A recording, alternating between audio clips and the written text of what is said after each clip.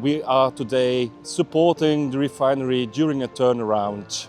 It's more like a solution that we are installing. It's a temperature monitoring system, also called the WICA Gajesco FlexAS, that we are installing into a hydrocracker unit.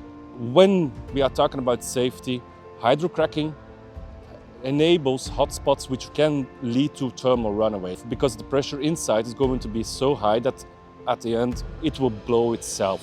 This is of course a major risk, not only for the people who are working on refinery ground, but also for the surroundings. We will bring to our customers, first of all, safety, efficiency, lower maintenance, and therefore an increased profitability.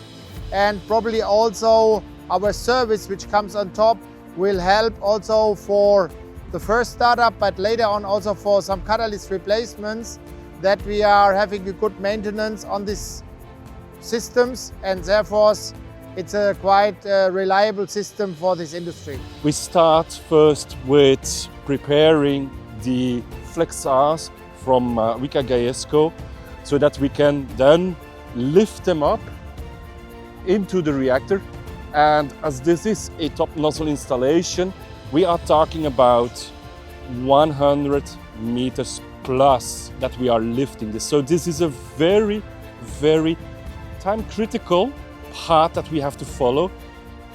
Afterwards, when the temperature monitoring system is in the reactor, we start with the routing. So this means that we will route the individual points into the reactor, into the right place, together with the supports which are in the reactor. So here on this turnaround we have 30 people, and all employed by WICA.